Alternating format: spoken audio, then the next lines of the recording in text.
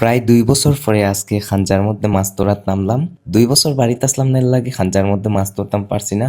আর এই বছর বাড়িতে আসি, এর লাগে খাঞ্জার মধ্যে মাছ ধরতাম পারি। আর খুব আনন্দের সাথে উৎসাহর সাথে মাছগুলা ধরি। আর আমরা ফ্যামিলির সবাই একত্রে খাঞ্জার মধ্যে নামছি এবং মাছগুলা খুব সুন্দরভাবে আমরা ধরি। আর গতকালকে বিকালে মেশিন লাগাইছে খাঞ্জা, আর আজকে সকাল হয়েছে খাঞ্জা বাইতে বাইতে। খাঞ্জা হইলো মূলত যে আপনারা পুকুরের মধ্যে পুকুরের মতো একটা গর্ত দেখতে পারো, ওটা মূলত খাঞ্জা, অনেকে হয়তো বা চিন্তা না। সো অন্যান্য বছরের তুলনায় এই বছর মাছ খুব কম তুলনামূলক। আর মাছ ধরি ধরি দেখলাম একটা ট্রেন, এর লাগে ট্রেনের ভিডিও করলাম। সো মাছ ধরা শেষ, এখন নৌকার মধ্যে মাছ তুললাম, মেশিন তুললাম।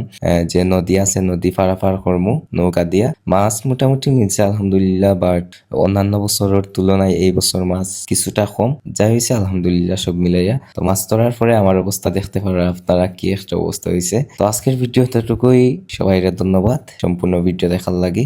আবার দেখা হইব অন্য কোনো নতুন ভিডিও। আল্লাহ হাফেজ, আসসালামু আলাইকুম।